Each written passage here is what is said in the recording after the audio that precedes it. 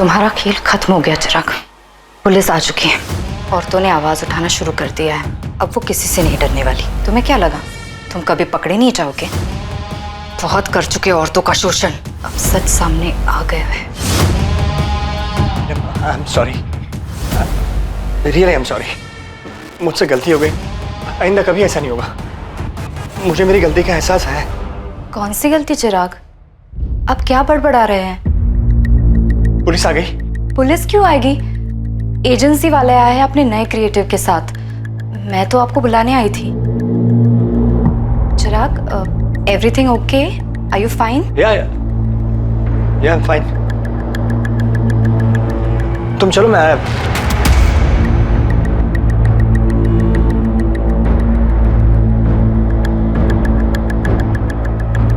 जी चिराग, तुम इतना नीचे गिर सकते हो, मैंने कभी नहीं सोचा था। पापा, आपने ऐसा करने से पहले ये तक नहीं सोचा कि आपकी भी एक जवान बेटी है? How could you do this? अरे तुमने तो हमें जीते जी मार डाला चिराग। I hate you पापा। आप ऐसा कैसे कर सकते हो? आप मेरे पापा हो ही नहीं सकते। You are a molester। Shalini, I'm sorry. Sorry Janvi बेटा। तुमने हमें कहीं का नहीं छोड़ा। निकल जाओ यहाँ से और दोबारा कभी अपनी शक्ल मत दिखाना। अरे घिना आती है मुझे ये सोच कर कि तुम मेरे पति हो। चिराग, क्या हुआ? कहाँ खो गए? पापा आओ ना, कब से वेट कर रहे हैं।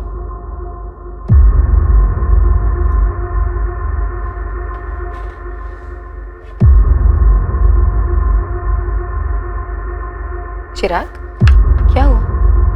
कोई प्रॉब्लम है क्या? कुछ नहीं, थोड़ा स्ट्रेस।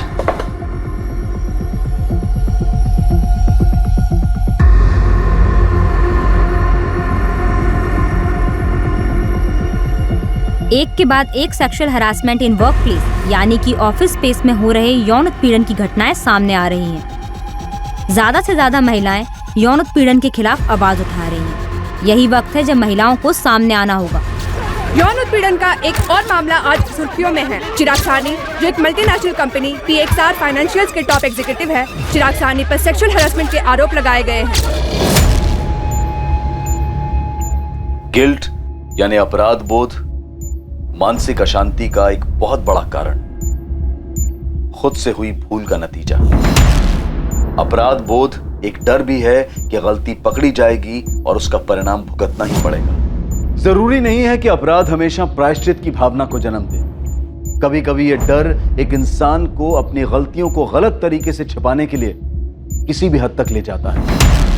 मी टू मूवमेंट ने कई मर्दों के पुराने पापों को कुरेद कर बाहर निकाल दिया था और कई इस डर में जी रहे थे कि न जाने कब उनका नाम भी सामने आ जाए। ये गाड़ी की चाबी मैडम, साहब ने कहा आपको दे देने को। चाबी? क्यों? साहब कहाँ हैं? साहब कहीं बाहर गए हैं। उन्होंने कहा कि वो खुद टैक्सी लेके घर आ जाएंगे और हम घर जाके चाबी दे दें। लेकिन साहब कहाँ गए? उनको हमने कांदीवली ड्रॉप किया, चारकोप के पास।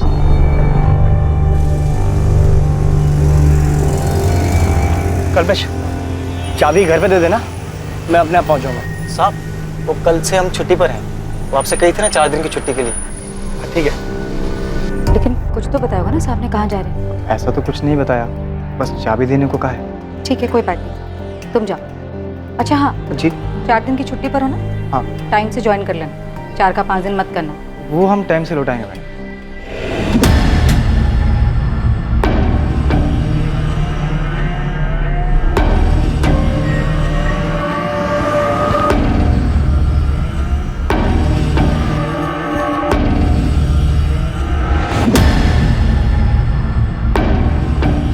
कल्पना, चिराग मिसिंग है। क्या मतलब मिसिंग है? मिसिंग मतलब उनका कुछ पता नहीं चल रहा है। उनका फोन भी बंद है। उनकी वाइफ का कॉल आया था, वो पुलिस स्टेशन जा रही है। ये तुम क्या कह रहे हो नीलम? ऐसे कैसे गायब हो गया और क्यों? The number you have called is currently switched off. Shalini जी, आपके ड्राइवर कल्पेश का भी फोन स्विच ऑफ आ रहा है। सर, कल्पेश कल आया था दोपहर में चाबी देने। उसने बताया कि चिराग ने उससे ये कहा था कि वो टैक्सी करके घर वापस आ जाएंगे। लेकिन सर, कल शाम से हम उनका फोन ट्राई कर रहे हैं, उनका फोन बंद आ रहा है। पापा अब तक घर नहीं आए। उनके ऑफिस की कलीग्स कह रहे कोई मीटिंग भी नहीं थी। तो आखिर पापा गए कहाँ? चिराग के घर ना आने का क्या कारण हो सकता है? हो सकता है अपनी मर्जी से कहीं गए हो। मुझे कुछ समझ में नहीं आ रहा है। चिराग के घर वापस ना आने का मुझे कोई कारण नजर नहीं आ रहा है। सर, कल्पेश का अचानक घर आकर चाबी दे देना, सर मुझे बहुत अजीब लगा था, कुछ ठीक नहीं लग रहा था। क्योंकि चिराग का ये कहलवा देना कि वो टैक्सी से घर आ जाएंगे और ड्राइवर के हाथ से चाबी भिजवा देना, सर ये सब बहुत अजीब है। सर, पापा को लेकर हम बहुत डरे हुए हैं, प्लीज कुछ कीजिए। ड्राइवर कल्पेश का एड्रेस है आपके पास? कहाँ रहता है वो? जी सर, है मेरे पास। चिराग सानी के साथ आखिर क्या हुआ था? क्या वो खुद कहीं चला गया था या उसके साथ कोई अनहोनी हुई थी? कल्पेश सिंह को जानते हो? यहीं रहता है। हाँ जानता हूँ, ड्राइवर है। लेकिन क्या हुआ मैडम? कहाँ गया है? कल रात को ही निकला, शायद गांव गया है। कल्पेश सिंह का गांव कहाँ है? भोजपुर का है वो। लेकिन क्या हुआ मैडम, आप कल्पेश को ढूंढ रही हैं? जब वो जा रहा था तो कुछ घबराया हुआ था, हड़बड़ी में था। नहीं, ऐसा तो कुछ नहीं लगा। उसका ये कमरा किराए का है क्या? जी, परांच पे भाव का है। परांच पे भाव का कोई नंबर या एड्रेस है तो दो। हो सकता है चिराग ऑफिस की किसी मीटिंग के लिए निकले हों। नहीं शालिनी, मुझे तो अभी अभी नीलम ने बताया। हम लोगों को भी कोई आइडिया नहीं है कि आखिर चिराग जा कहाँ रहा था। इनफैक्ट आज सुबह मेरी और उसकी मीटिंग भी थी। फिर पापा किससे मिलने जा सकते हैं? जहाँ तक कि मुझे याद है, मॉर्निंग में 3-4 मीटिंग शेड्यूल थी, दोपहर में कुछ नहीं था। चिराग कहाँ चले गए मैंने नोटिस ही नहीं किया सर। क्या ऐसी कोई बात है जिसकी वजह से चिराग गायब हो गया हो या कहीं चला गया हो? सचमुच कुछ नहीं कह सकती इसके बारे में। हाँ, लेकिन कुछ बात है। चिराग कुछ दिनों से बड़ा अजीब बिहेव कर रहे थे। अजीब बिहेव कर रहे थे मतलब क्या अजीब? लगभग 3 हफ्ते पहले उन्होंने अचानक पूछा। पुलिस आ गई? ऐसा क्यों पूछा चिराग ने? पता नहीं सर, मुझे भी अजीब लगा था। जी हाँ सर, चिराग पिछले कुछ दिनों से डिस्टर्ब थे। क्यों? किस लिए डिस्टर्ब थे? मुझे नहीं पता सर, मुझे लगा वर्क स्ट्रेस होगा, इसलिए मैंने कुछ पूछना भी जरूरी नहीं समझा। चिराग की कोवर्कर नीलम ने हमें बताया कि चिराग ने उसे पूछा था पुलिस आ गई है क्या। क्यों पूछा होगा? कोई थ्रेट, कोई खतरा? मुझे कोई आइडिया नहीं है। उन्होंने कभी कुछ जिक्र नहीं किया, और अगर ऐसा कुछ था भी तो उन्होंने कभी कुछ नहीं बताया। आपका ड्राइवर अपने गांव भोजपुर गया हुआ है। उसके लैंडलॉर्ड से हमने उसका एड्रेस ले लिया है और भोजपुर पुलिस को भी इन्फॉर्म कर दिया है। लेकिन अगर इस केस में कल्पेश का कोई इन्वॉल्वमेंट है तो वो अपने घर तो नहीं गया होगा। शालिनी जी, चिराग की गाड़ी की चाबी मिल सकती है। शायद हमें ऐसा कुछ मिले जो चिराग को ढूंढने में हमारी मदद करे। वैसे कल्पेश के चाबी देने के बाद आपने गाड़ी चेक की थी? नहीं सर।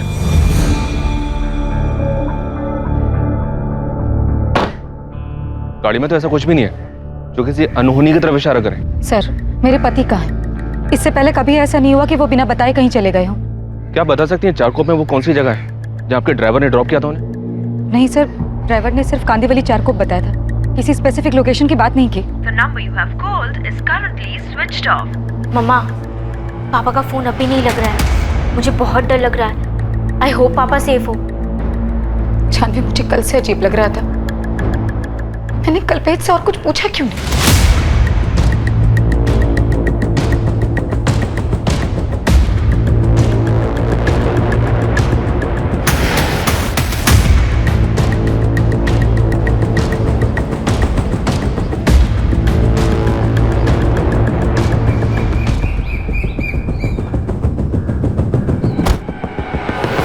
कल्पेश सिंह? हाँ साहब, हम ही कल्पेश हैं। तेरा बॉस चिराग सानी, क्या किया तूने उसके साथ? कहाँ है वो? क्या मतलब क्या किया साहब? हम अपने मालिक के साथ क्या करेंगे? साहब, हम छुट्टी पर थे इसलिए फ़ोन बंद था। घर गए थे, माँ पिताजी के साथ कल शहर जाना था लड़की देखने, इसलिए अपने साहब से 4 दिन की छुट्टी ली थी। तो कहाँ है चिराग सानी? 26 को तो उन्हें छोड़ने गया था, तब से वो गायब है। उन्हें ही कुछ किया होगा। चल बता, कहाँ ठिकाने लगाया चिराग सानी को? ये आप क्या कह रहे हैं साहब? हम ठिकाने क्यों लगाएंगे साहब?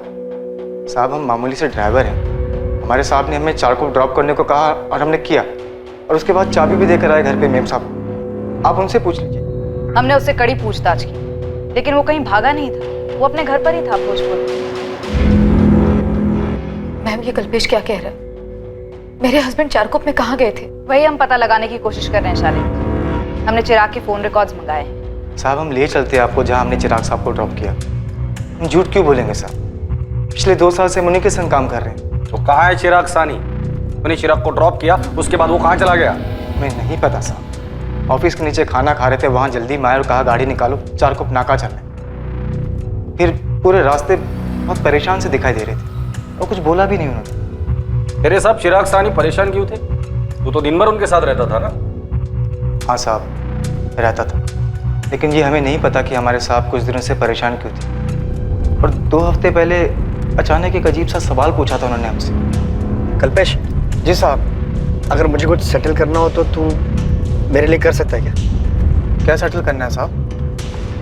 है कुछ सेटलमेंट? कहो ना साहब, हम करेंगे जो कहेंगे आप। अरे वो छोड़। सेटलमेंट? कैसी सेटलमेंट?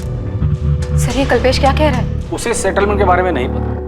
उसने बताया कि चिराग बात करते करते ही बीच पे रुक गया। सर, पापा किसी मुसीबत में हैं, कहीं फंस गए होंगे। हमारे पापा ऑलरेडी किसी चीज में फंसे हुए थे, कोई मुसीबत या कोई डर, जो उनके बिहेवियर से उनके ऑफिस स्टाफ को भी लग रहा था। सर 2 दिन हो गए, पापा की कोई खबर नहीं। प्लीज आप जल्दी कुछ कीजिए। जानवी, हम वो सब कुछ कर रहे हैं जो हमें करना चाहिए। हमारी एक टीम कल्पेश के साथ उस जगह पर गई है जहां पर उसने चिराग को ड्रॉप किया। चिराग साहनी को जहां ड्राइवर कल्पेश ने उतारा था, उसी जगह पुलिस को उसके अगले पड़ाव का सुराग मिलने वाला था। हालांकि वो भी रहस्यों से भरा ही था, लेकिन उसके फोन रिकॉर्ड से यह जानकारी जरूर मिलने वाली थी कि चिराग साहनी को आखिर हर वक्त क्या डर सता रहा था।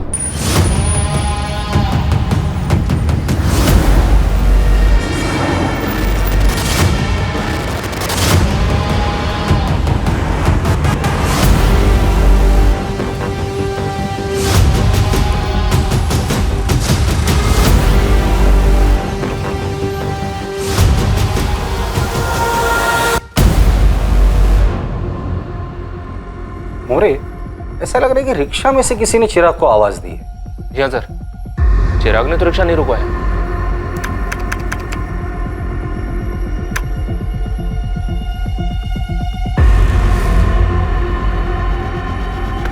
हाँ सर, किसी ने उसे आवाज ही दी है, कोई ऐसा जो शायद उसे जानता हो। चिराग,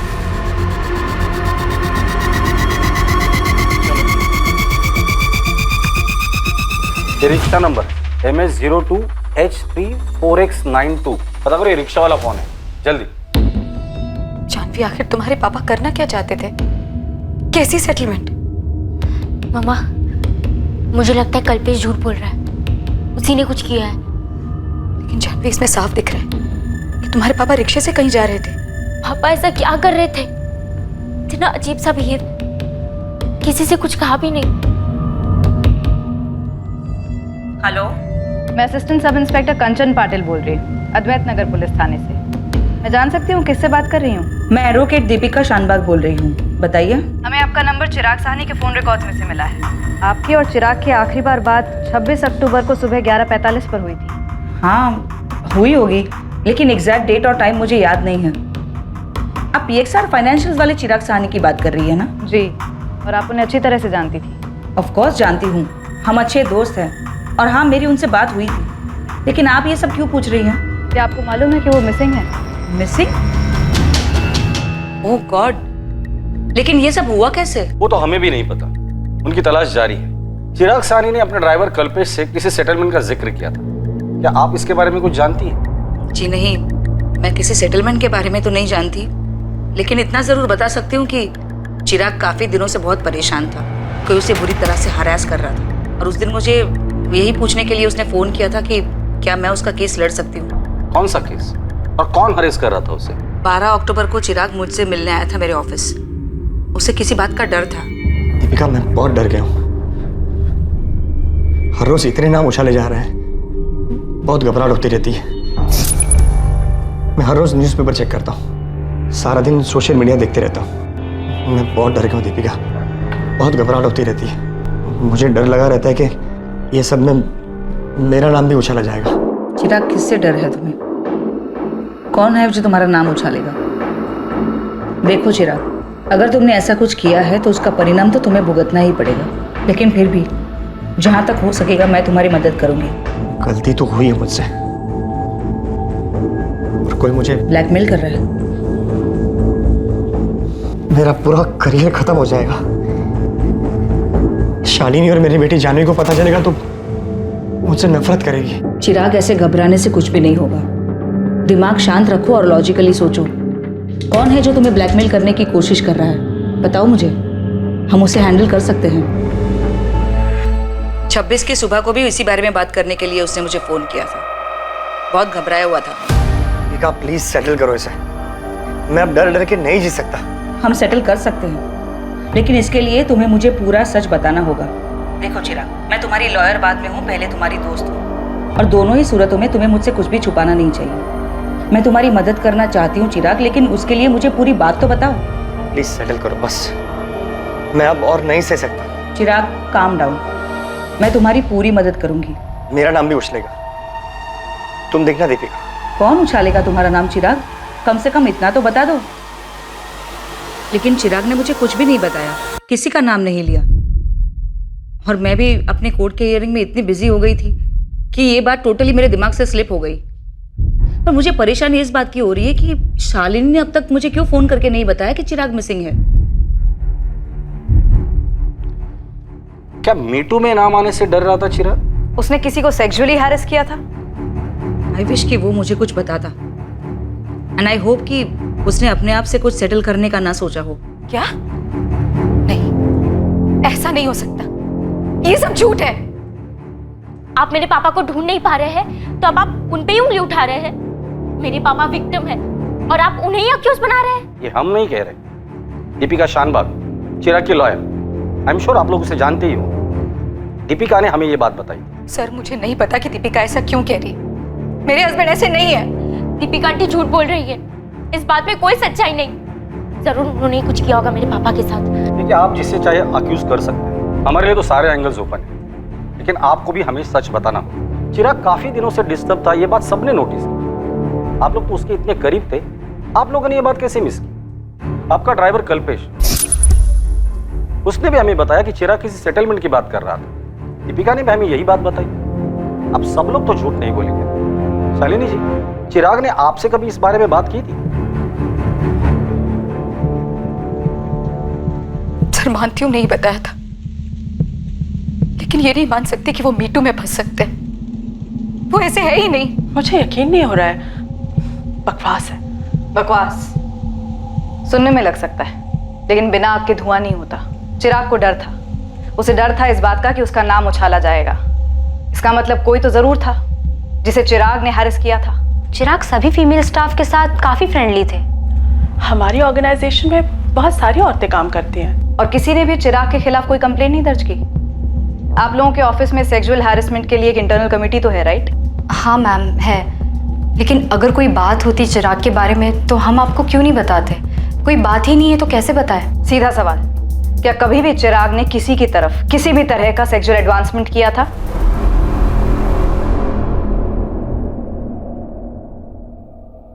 मैम सच बात तो ये है कि चिराग। बोलो नेहा, तुम्हें किसी से डरने की जरूरत नहीं है। मेरा मतलब ये है कि चिराग थे तो सबके साथ फ्रेंडली ही, लेकिन अब जब आप पूछ ही रही हैं तो। ए स्वीटी, कितना काम करोगी? चलो मैं तुम्हें घर ड्रॉप कर दूं। नो थैंक्स, आई थिंक मैं मैनेज कर लूंगी। ओके, सी या। या बाय। सेक्सी है ममता, पक्का तुम क्लाइंट का दिल जीत लोगी। Thank you sir. By the way, nice cut. सच कहूँ तो मुझे कभी ऑकवर्ड नहीं लगा। अब आप लोग इतना सब कुछ कह रहे हो तो हो सकता है कि चिराग ने कभी कोई ऐसा कमेंट या रिमार्क पास किया हो जिसे अब ये सोचकर लगे कि वो बहुत अजीब या चीप था, लेकिन ऑनेस्टली मुझे ऐसा कभी नहीं लगा। कल्पना, मैंने कहा ना बिना आग के धुआं नहीं होता। मुझे कहने में बहुत अजीब लग रहा है। एक दिन प्रेजेंटेशन की तैयारी के लिए मैं उनके केबिन में गई थी। अगर हम अपने सेल्स स्ट्रैटेजी को मार्केट रिजल्ट के साथ कंपेयर करें और एनालाइज करें कि हम अपने टारगेट से कितने पॉइंट पे पीछे हैं, तो शायद हम पहुंच सकते हैं वहां तक। बहुत से चिराग,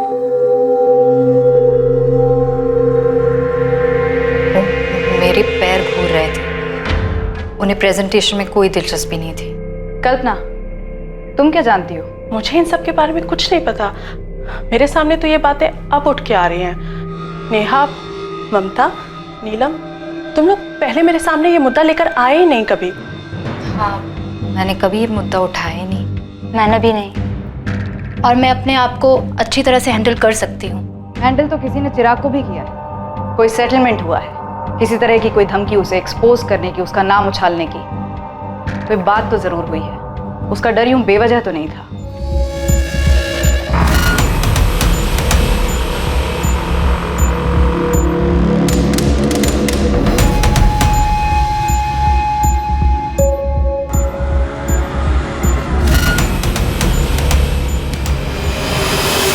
सर, ये रहा आपका रिक्शा ड्राइवर शंभू। बाहर की रिक्शा भी खड़ी है। चिराग सानी, क्या जानते हो इसके बारे में? हाँ साहब, ये आदमी अपन के रिक्शे में बैठा था चारकोप नाके से। कोई और भी था तुम्हारे रिक्शा में पहले से जिसने चिराग को तुम्हारी रिक्शा में बुलाया था? 100% सही साहब। एक बंदा था जो पहले से रिक्शा में बैठा था, अपन ने उसको महावीर नगर से बिठाया था। ठीक ठाक नॉर्मल सा बंदा था साहब। उसको ग्लास फैक्ट्री जाने का था मर्ज। उसने पहले ही बोला था कि चारकोप नाके से किसी और को बिठाने का है साहब। फिर दोनों को लेकर ग्लास फैक्ट्री के बाहर छोड़ दिया साहब। ग्लास फैक्ट्री से वो दोनों कहाँ गए? अपने को क्या मालूम साहब। अपन ने वो लोग से पैसा लिया और मर्ज जेट्टी की तरफ चला गया। कौन था वो आदमी जो तुम्हारी रिक्शा में बैठा था? कुछ याद है तुम्हें? नहीं सर, ना ही मैंने उनके मुंह से किसी का नाम सुना और ना ही मैंने उनसे उनका नाम पूछा। शंभू, तो उसका हुलिया बता सकता है साहब लोगों को स्केच बनाने के लिए? अपन ट्राई मार सकता है साहब, लेकिन ठीक ठीक याद नहीं है अपने को। अभी दूसरा स्टॉप मिल गया, ग्लास फैक्ट्री। लग जा उस्मान, इस चिराग का फोटो हर जगह घुमा। कोई तो होगा जिसने चिराग को देखा होगा। लग जाता हूँ साहब, लेकिन आपको फोन रिकॉर्ड में कुछ भी नहीं मिला क्या? मतलब इस चिराग सानी को कौन बुलाया, क्यों बुलाया? तो किसी ने फोन तो किया ही होगा। कुछ नहीं मिला तभी तो बोल रहा हूँ तुझे। लास्ट बात उसने अपने लॉयर से की थी, कोई दीपिका शानभाग है। जानवी बेटा, तुम मुझ पे क्यों चिल्ला रही हो? मैं तो सिर्फ तुम्हारे पापा की हेल्प करने की कोशिश कर रही हूँ। हेल्प? फिर पापा के बारे में पुलिस से क्यों झूठ बोल रही है आप? मैंने कोई झूठ नहीं बोला, और मैं क्यों झूठ बोलूंगी बेटा? मैं समझ सकती हूँ तुम इस वक्त क्या फील कर रही हो, और इसी वजह से मैंने तुम्हें या तुम्हारी मामा को उस वक्त कुछ भी नहीं बताया। बेटा, मैं सच में तुम्हारे पापा की मदद करना चाहती थी। पापा वैसे थे ही नहीं, मुझे पता है। आप झूठ बोल रही है। आप ही ने कुछ किया है पापा के साथ। आप ही है और कोई नहीं।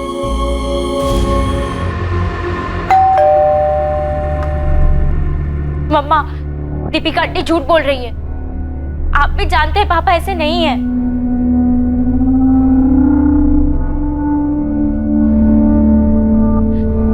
मम्मा, कुछ तो बोलो। अब आप भी ऐसे चुप मत हो जाओ।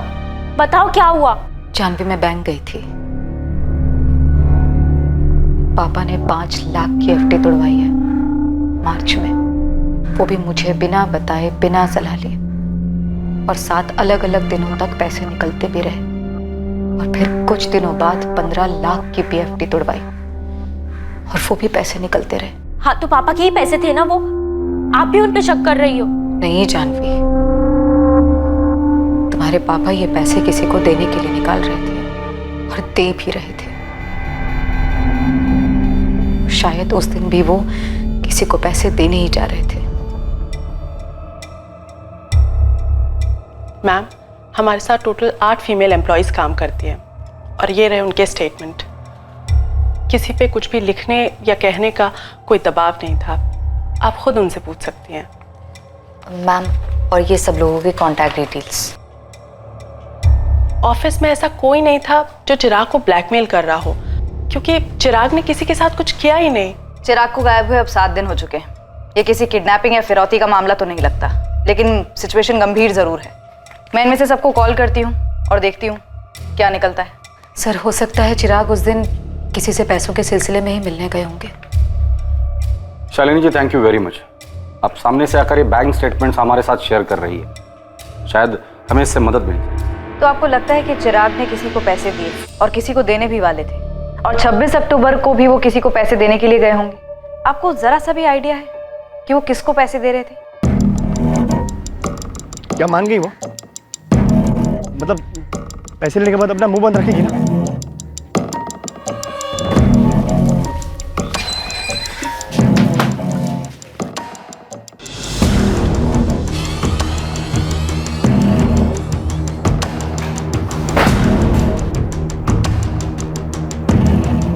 वो कहाँ है? चिराग साहनी, तुमने बहुत गलत किया है। मैं मानता हूँ मुझसे गलती हो गई, इसीलिए मैं उसकी माफ़ी मांगने के लिए यहाँ पे आया हूँ। लेकिन वो है कहाँ? शालिनी जी, मार्च में 5 लाख रुपए विड्रॉ हुए थे। हो सकता है कि मार्च में ही कुछ हुआ होगा, जिस डेट को पैसे निकाले थे उसी के आसपास। नहीं सर, मैंने इस बात पे कभी ध्यान नहीं दिया। लेकिन क्या शालिनी जी? मेरे ख्याल से 15 अप्रैल थी शायद।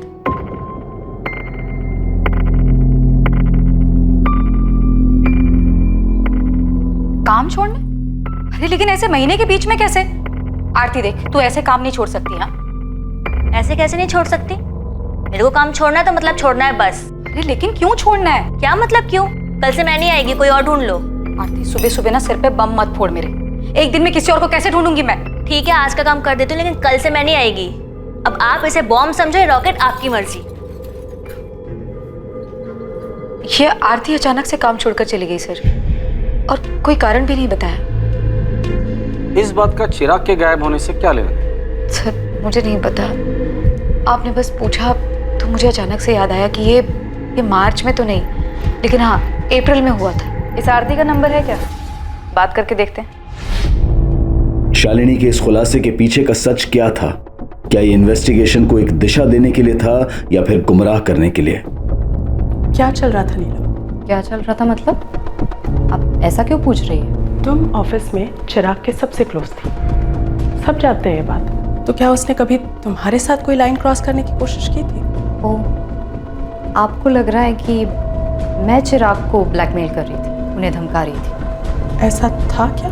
अगर ऐसा होता तो आपको भी डरना चाहिए, क्योंकि अगर मैं चिराग के साथ ऐसा कर सकती थी जैसा आपको लगता है, तो आपके साथ भी कर सकती हूँ। क्यों?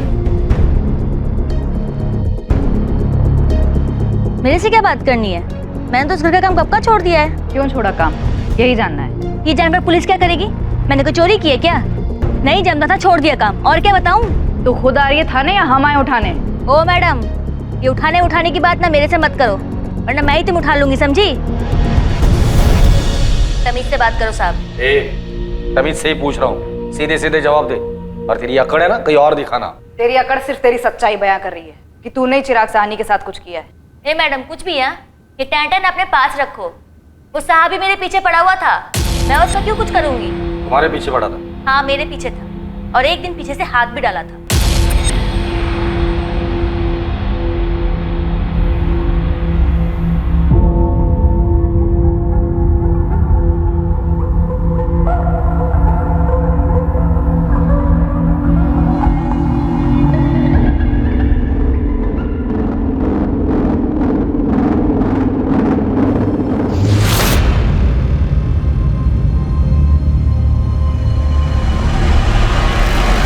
शालिनी भाभी और जानवी एक हफ्ते के लिए दिल्ली गए हुए थे। अकेला देखकर उसने हाथ डाला मेरे पे। 5 लाख रुपए कैसे लिए उससे? धमकी देकर? कैसी धमकी? मैंने किसी को कोई धमकी नहीं दी। उसने हाथ डाला तो तू उसकी कीमत वसूल कर रही थी, और फिर बाद में ब्लैकमेल शुरू कर दिया। क्यों? मैडम कुछ भी बोले जा रहे हो आप? हाँ, अरे झटका लगा मुझे जब उसने मेरे पे हाथ डाला। साहब मेरे को इन लफड़ों में नहीं पड़ना है साहब, जो हुआ मेरी मर्जी से हुआ। जब भी हुआ मर्जी से हुआ, मेरी मर्जी साहब की मर्जी। साहब कभी कभी पैसे दे देते थे, मेरे को भी फायदा हो रहा था, पैसे मिलते थे। और हाँ, मैंने 5 लाख साहब से उधार लिए थे।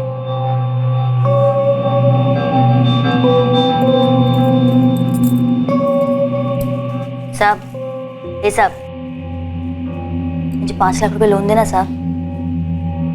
ब्लैकमेल कर रही हो? मैं काई को ब्लैकमेल करूंगी साहब? पति साला उधार लेकर बैठा हुआ है, साहब उसे धमका रहा है। साहब 1 महीने के लिए चाहिए साहब, 1 महीने में पक्का लौटा दूंगी। साहब ने थोड़ा थोड़ा करके दिया और बोला कि भाभी को मत बताना। फिर काम क्यों छोड़ा उधर से? तुम्हें तो पैसे भी मिल रहे थे, फिर अचानक माजरा क्या था? क्योंकि साहब वो सर पे चढ़ने लग गया था, डिमांड बढ़ता जा रहा था उसका, पैसे लौटा नहीं पा रही थी ना मैं, इसलिए।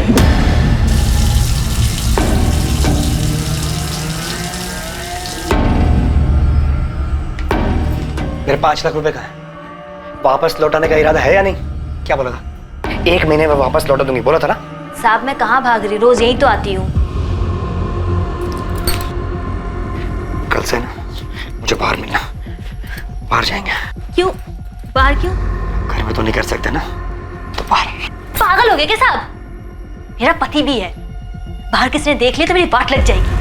अरे मेरी छोड़ो, आप अपनी सोचो, आपकी एक बीवी है, जवान बेटी है, आपके लिए तो और खतरनाक है। चिराग, चिराग, ये सब नखरे बंद करना। मेरे 5 लाख में वसूल करके रहूंगा, समझी? मैं क्या करती साहब, उल्टा वो मुझको ब्लैकमेल करने लग गया था। ऐसी तैसी कर रखी थी मेरे बेवड़े पति को पता भी चलता ना तो काट डालता मुझको। थक गई थी मैं रोज रोज के झमेले से। तो तूने उसके पैसे नहीं लौटाए? हाँ नहीं लौटाए, तो उसने भी तो अपनी औकात दिखाई ना, किया ना जो करना था मेरे साथ। और जब ये मीटू मामला शुरू हुआ तो मुझे फिर से धमकाने लग गई। और पैसे चाहिए थे क्या तुम्हें? क्या क्या शुरू हुआ? मीटू। ये क्या है? अरे ये जो चल रहा है आजकल, औरतें मर्दों के कारनामों का चिट्ठा खोल रही हैं, उनका नाम लेकर सामने आ रही हैं। क्या बात कर रही हो मैडम, मेरे को नहीं पता कि क्या शुरू हुआ है, क्या चल रहा है। आप लोग इतने सारे सवाल एक साथ पूछ रहे हो। चिराग सानी गायब है और कोई उसे धमका रहा था। हमें पूरा डाउट है कि वो तू ही थी। हे मैडम, तुम्हें और कोई काम नहीं है क्या? मेरे को बहुत सारा काम है, 4 घर का काम है। मैं काहे को धमकी दूंगी उसको?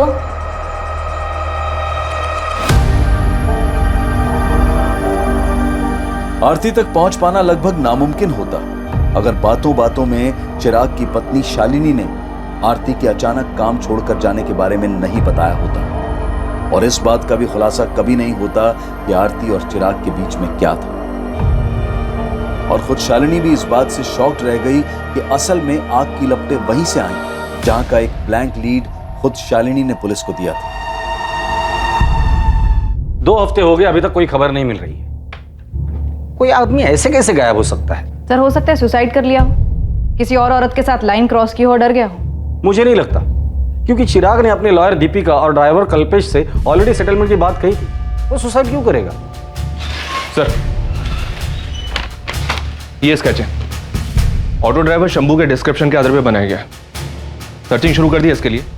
अब शायद यही आदमी हमें चिराग सानी तक ले जा सकता है। ऑटो ड्राइवर शंभू के द्वारा दिए गए डिस्क्रिप्शन से जो स्केच बनकर तैयार हुआ था वो ये पता लगाने के लिए काफी था कि वो आदमी कौन था जिसने चिराग को अपने साथ ऑटो में बिठाया था और चिराग के गायब होने से उसका क्या संबंध था। रियाज खान नाम है बंदे का, अभी भी इसकी कुंडली निकाल के लाया हूँ। शिवाजी नगर थाने में मिली थी कुंडली, हिस्ट्री शीटर है। अटेम्प्ट टू मर्डर, एक्सटॉर्शन, लूट, लंबा चौड़ा बायोडाटा है इसका। ये रियाज खान अभी कहाँ है? धानुकरवाड़ी के पास घर है इसका, आजकल बेल पे बाहर है। साहब ऐसे कैसे उठा कर लेकर जा रहे हो साहब? साहब बोलो तो, किया क्या मैंने, किस मामले में उठा रहा हूँ साहब, बोलो तो। तब ऐसे बताएंगे रियाज, अभी तक हाफ मर्डर के लिए अंदर था ना, फुल के लिए अंदर जाएगा। चलो इसे अंदर। साहब चिराग सानी कहाँ है रियाज? अब ये तो बोलना ही मत कि तू उसे नहीं जानता, नहीं तो हड्डी तोड़ के हाथ में दे दूंगा तेरी, समझा? दुनिया से तौबा कर लेगा तू। साहब जानता है इसको, साकिब भाई के कहने पे मैंने उठाया था, मैं ही लेकर गया था साहब। अबे लेकर गया तो कहाँ है आदमी, कहाँ ठिकाने लगाया उसको? लाश कहाँ है? लाश तो नहीं है साहब। साले पोस्टमार्टम करवा दूंगा तेरा। सीधे सीधे पॉइंट पे आ जा, तेरे पहेलियों के लिए मेरे पास टाइम नहीं है। बोल। मार डाला साकिब भाई के घर पे, गले में रस्सी डाल के गला घोट दिया साहब। अब किधर मिलेगा वो, है ही नहीं तो। बॉडी कहाँ है? साकिब भाई ने उनके घर के पीछे वाली भट्टी में डाल दिया साहब। फिर हम लोगों ने वहीं इंतजार किया ताकि बॉडी अच्छी तरह से जल जाए। फिर भाई ने भट्टी की अच्छी तरह से सफाई कर दी, सब कुछ हटा दिया, कुछ नहीं रहने दिया। तो साहब बॉडी किधर से मिलेगा? फिर हमने रात को खाड़ी में डाल दिया साहब, सब कुछ बह गया रहेगा साहब। इसके आगे मेरे को नहीं मालूम, मेरे को मत पूछो। तेरे को नहीं पूछू तो क्या तेरे बाप से जाके पूछू? साकिब भाई को पूछो ना साहब। कॉन्ट्रैक्ट उसका था साहब, मेरे को सिर्फ 50,000 रुपये दिया था पिकअप करने के लिए, मैं सिर्फ कुरियर बॉय था साहब। और ये चिराग सानी ऐसे ही तेरे साथ आ गया? फोन पे बात हुई होंगी पहले, भाई ने बोला होगा कि तेरा पिकअप होएगा ऑटो में। साहब ये चारकोप नाका पे किसी लेडीज का मैटर था साहब। कौन लेडीज, किसके लिए? मेरे को नहीं मालूम साहब। साकिब पठान सुपारी किलर, 7 मर्डर केस हैं इस पर। ये भी बेल पर बाहर है। ये चिराग सानी इसके साथ ऐसे कैसे चला गया सेटलमेंट करने के लिए? किसी से तो बात हुई होगी। रियाज के साथ ऐसे उठकर चला गया? चिराग सानी समझ में नहीं आ रहा। इधर ही टुकड़ा किया था उसके डेड बॉडी का। साहब, यही भट्टी में हड्डियां, मांस और कपड़े जलाए थे उसने। फॉरेंसिक टीम को इन्फॉर्म करो तुरंत। साकिब पठान की तरह कौन से बिल में छुपा बैठा है? बोल। अब जो मालूम था बोल तो दिया, अभी वो घर पे नहीं है तो मैं क्या बोलूं साहब? सर, चिराग के फोन रिकॉर्ड्स में कहीं भी कोई भी ऐसा सस्पिशियस नंबर नहीं मिला जिससे ये पता लग सके कि वो रियाज से कैसे मिला, जो कि उसे साकिब पठान तक ले गया। कंचन, हो सकता है कि फोन पर बात ही हुई ना हो, या कोई और फोन। किसी दूसरे नंबर के बारे में ना बीवी को पता है ना ऑफिस में पता है। सर, ऐसा कैसे हो सकता है? कोई तो होगा जो इस चिराग का असली चेहरा जानता होगा। फेस टू फेस बात, किसी फोन की जरूरत ही नहीं। वो नीलम शर्मा। चिराग, कुछ बात करनी है, इम्पोर्टेंट। पॉसिबल है सर। शायद इसलिए उस दिन नीलम से बात होने के बाद चिराग ने इमीडिएटली अपनी लॉयर दीपिका को फोन किया था और उससे सेटलमेंट की बात कही थी। इसका मतलब जो कुछ भी हुआ है वो ऑफिस में हुआ है। इस नीलम से दोबारा बात करनी होगी। सर, अंदर आऊं क्या? आधा तो अंदर आ ही गया, पूरा ही आ जा। इस केस की तय में एक ऐसा टांका फंसा था जो एक बहुत बड़ा झटका देने वाला था, और ये पुलिस के लिए भी एक शॉकर था। ये मेड आरती है ना, उसका सॉलिड पीछा किया मेरी टीम ने। तूने गलत जगह टीम को लगा दिया। आरती शायद नहीं है, इधर ऑफिस में कोई है। शायद वो नीलम शर्मा। नहीं मैडम, ऑफिस में नहीं है। ये चिराग सानी के लॉयर दीपिका को उठाइए, झोल है। दीपिका शानबाग? हाँ साहब, ये जो आरती है ना, ये वकील दीपिका मैडम के यहाँ काम करती है, वो भी पिछले 3 साल से। कुछ ज्यादा कनेक्शन नहीं लगता है? जी हाँ, सच है। दीपिका ने आरती को हमारे घर भेजा था कुछ 2017 में। हमारी मेड काम छोड़कर चली गई थी, इसलिए दीपिका ने आरती से बात की थी। आप लोग दीपिका शानबाग को कब से जानते हैं? यही कुछ 3-4 सालों से। चिराग की अच्छी दोस्त भी है। मैम, क्या दीपिका ने कुछ किया है? इस दीपिका से हमने इतनी बार बात की, लेकिन उसने एक बार भी आरती का जिक्र हमारे सामने नहीं किया। और ये आरती अब भी उसके यहाँ काम कर रही है। हो ना हो दीपिका को चिराग और आरती के रिश्ते के बारे में पता चल गया होगा, तो पॉसिबिलिटी है कि चिराग को ब्लैकमेल करने वाली औरत आरती ही होगी। दीपिका बार बार यही कह रही थी कि चिराग परेशान था और उससे सेटलमेंट की बात कर रहा था। इनके फोन रिकॉर्ड्स देखें तो दर्जनों बार बात हुई है दोनों के बीच में। और चिराग ने दीपिका को ब्लैकमेल करने वाली औरत का नाम बताया ना होगा। Is it logical? लॉजिकल तो नहीं है सर। 26 तारीख को जिस दिन चिराग गायब हुआ, उसकी दीपिका से बात हुई थी। और दीपिका ने हमें ये बताया कि केस सेटलमेंट करने के लिए चिराग ने उसे फोन किया था। ये वकील साहिबा झूठ बोल रहे हैं, बात कुछ और ही है। चिराग, जल्दी से चारकोप नाका पहुंचो। 2:45 को तुम्हें वहां से कोई पिकअप करेगा। दीपिका, आई होप ये फाइनल सेटलमेंट है। मैं अब ये सब और नहीं सह सकता। फाइनल है चिराग। आज के बाद वो कभी तुम्हारा नाम नहीं लेगी, और ये बात वो रिटर्न में देने को तैयार है। तुम्हारे सामने साइन करके देगी, आई प्रॉमिस।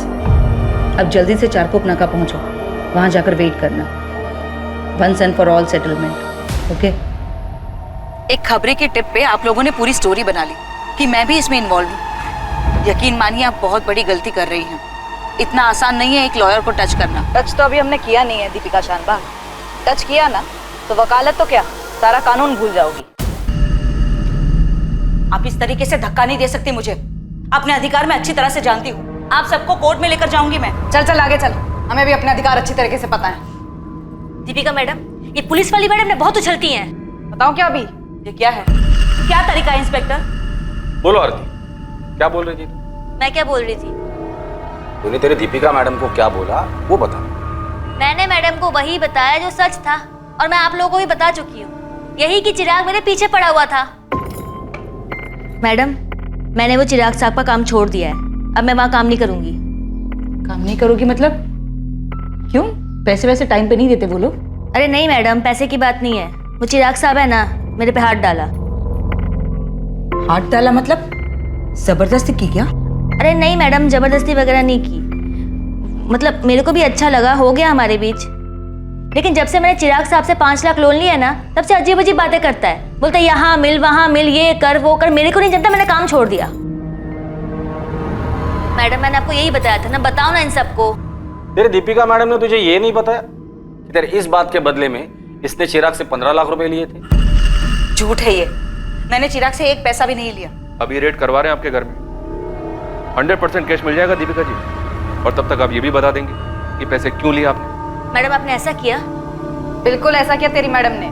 दीपिका शानबाग, साकिब पठान हमारी कस्टडी में, तुम्हारे सारे कानूनी दांवपेच उसने हमारे सामने उगल दिए। 3 बार बेल करवाया था साकिब पठान का, इसी तरह से मिली थी ना उससे, और फिर उसी का इस्तेमाल किया इस जुर्म के लिए।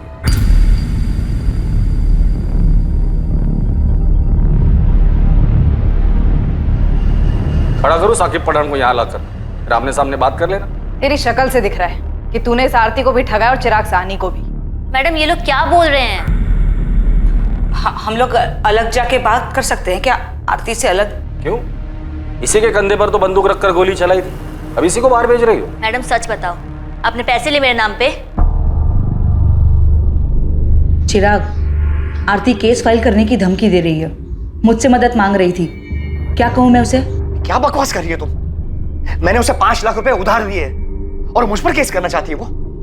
उसे तो मैं देख लूंगा। बेवकूफों वाली बात मत करो चिराग, उसके पास खोने को कुछ भी नहीं है, लेकिन अगर उसने मुंह खोला तो तुम्हारी रेपुटेशन का क्या हाल होगा, तुमने सोचा है कभी?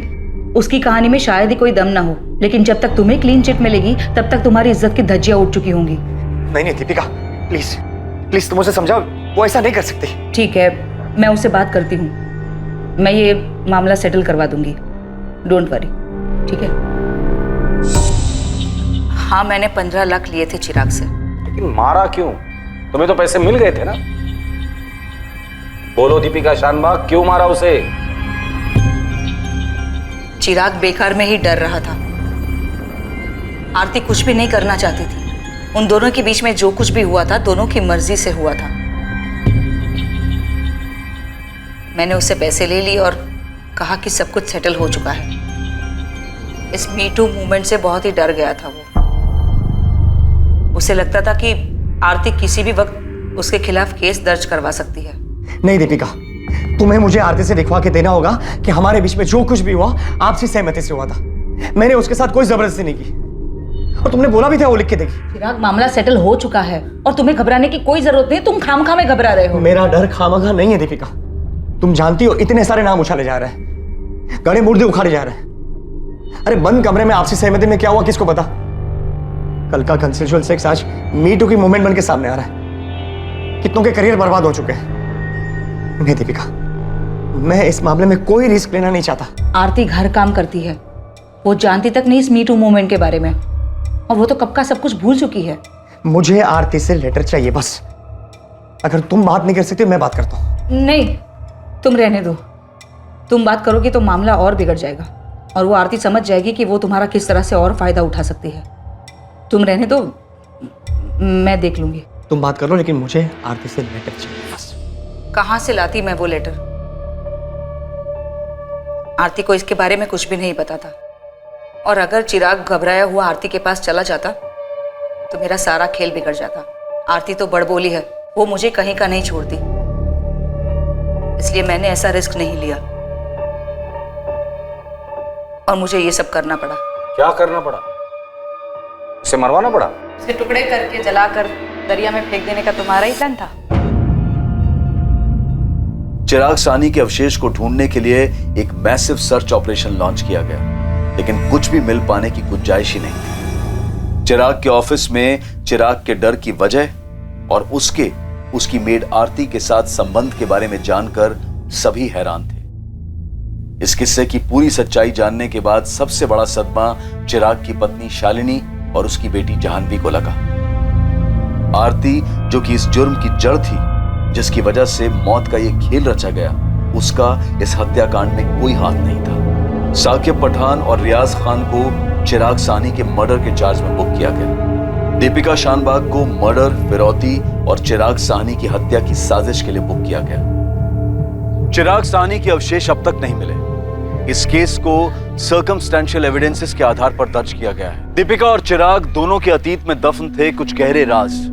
दोनों अपने अपने राज से छुटकारा पाना चाहते थे, और ये हुआ भी, लेकिन एक घिनौने मौत के खेल के साथ। एक कमजोर घड़ी जिसमें लिया गया एक गलत फैसला ऐसी तबाही मचाता है कि जिसे सुधार पाना नामुमकिन हो जाता है। और रह जाता है बस ये अफसोस, ये मलाल कि काश उस घड़ी में मैं अपने आप पर काबू रख पाता।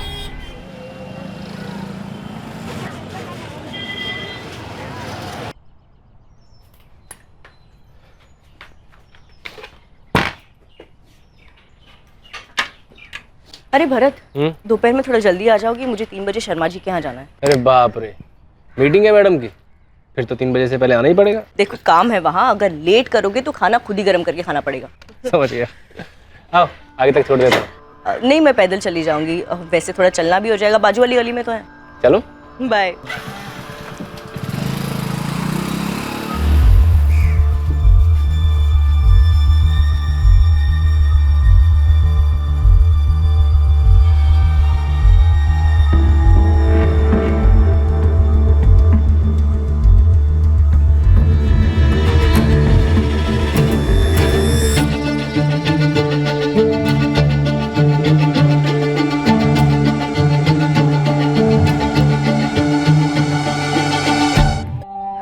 अरे मुन्ना, ये ले, जल्दी से लिस्ट ले और सामान पैक कर दे। दे रहा हूँ भाभी, इतनी जल्दी क्या है? अभी तो भैया भी चले गए होंगे। अरे अभी दोपहर का खाना बनाना है, तेरी भैया की फरमाइश है, आज गट्टे की सब्जी बनेगी, जल्दी कर दे। बस 2 मिनट में सारा सामान लाया भाभी। जल्दी।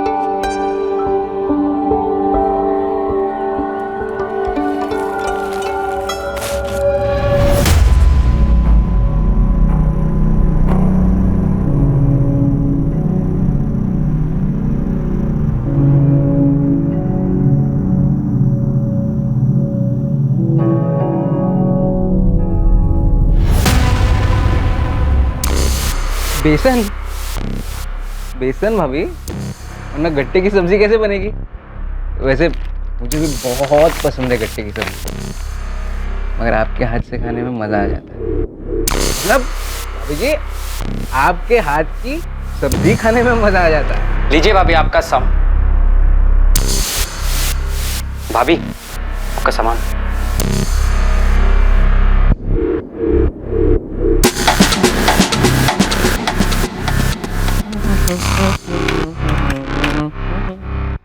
भाभी जी 750।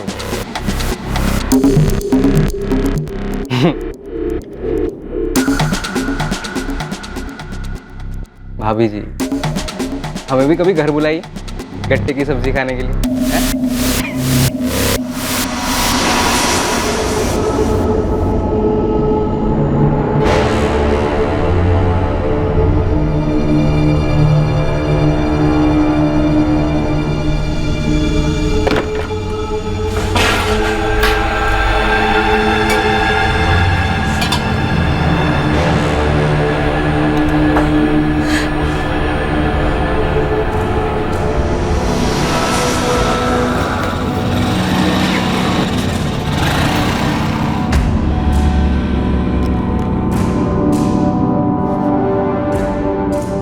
लो अलका, आ गया मैं।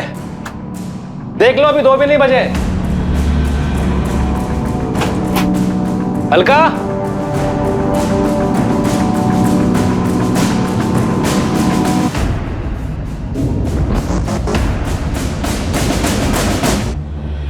लो आ गया मैं, और वो भी वक्त से पहले।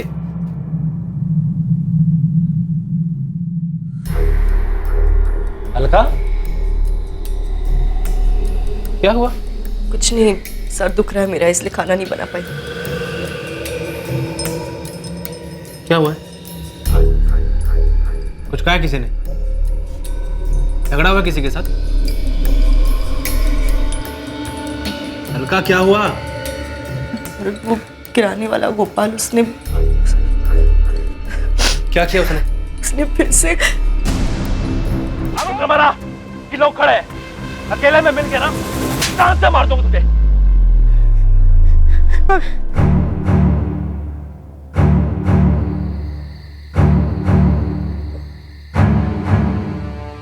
हो गई यार, चढ़ गई है, घर भी जाना है, फिर मिलते हैं। गोपाल त्रिवेदी जैसे लोगों को समाज की गंदगी कहने में कोई हर्ज नहीं है। वो एक ऐसी विकृत मानसिकता का इंसान था जिसे महिलाओं के साथ अभद्र व्यवहार करने में आनंद महसूस होता था। मोहल्ले में हर कोई उसकी हरकतों के बारे में जानता था। लेकिन कभी किसी ने उसे टोका नहीं। अलका को भी गोपाल का व्यवहार बिल्कुल पसंद नहीं था, लेकिन वो अपने पति भरत के गुस्से से भी वाकिफ थी, इसलिए चुप रही। लेकिन जब पानी सर के ऊपर चला गया तब जाकर ये चुप्पी टूटी। इसके बाद भरत और गोपाल के बीच दुश्मनी खुलकर सामने आई, जो बढ़ती ही गई। क्या ये दुश्मनी किसी साजिश को अंजाम देने वाली थी, जिसके बारे में कोई सतर्क नहीं?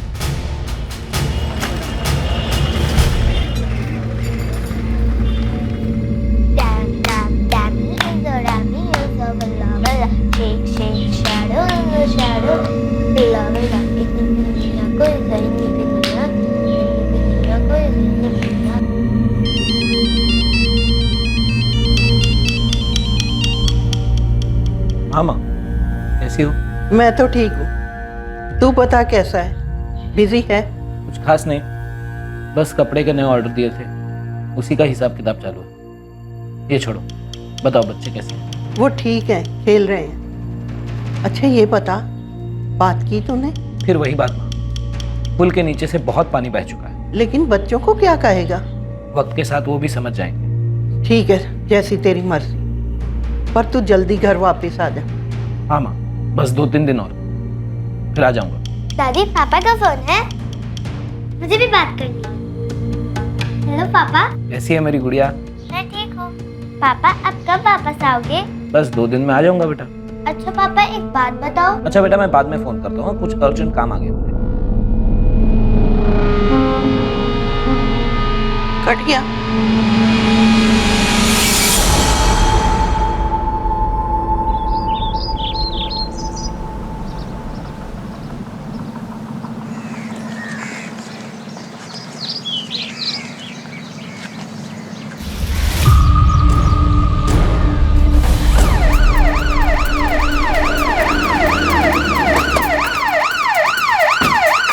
बल्ले, क्राइम स्पॉट से लोगों को पीछे करो, फॉरेंसिक टीम को कांटेक्ट करो, देखो कहाँ तक पहुँचे।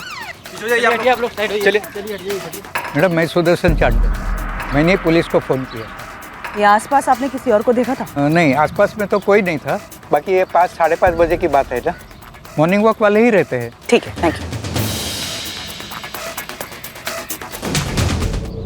विस्की की बोतल, 2 डिस्पोजेबल गिलास, मतलब 2 लोग रहे होंगे।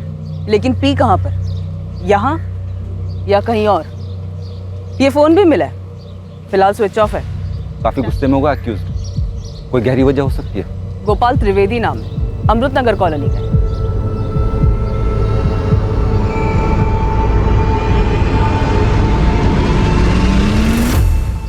विक्टिम की होगी मैडम, झड़प के वक्त गिर गई होगी।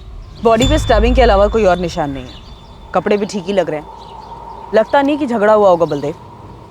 और ये चेन शायद ये मर्डर की है, मर्डर करते वक्त यहाँ पे गिर गई होगी और उसे पता नहीं चला होगा। बलदेव, तुम एक काम करो, इस पूरे एरिया को स्कैन करो, और जब तक फॉरेंसिक टीम नहीं आती यही रुको, तब तक मैं विक्टिम की फैमिली को इन्फॉर्म करूँ।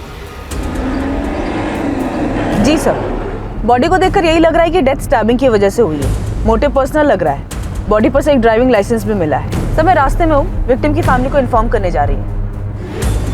Okay sir.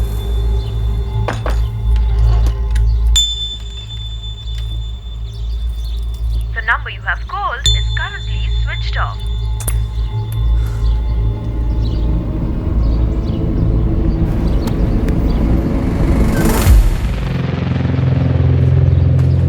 गोपाल त्रिवेदी घर यही है? जी मैडम, लेकिन वो यहाँ पे नहीं। आप कौन है उनकी? मैं उनकी वाइफ हूँ, काजल। काजल जी, आप हमारे साथ चलिए।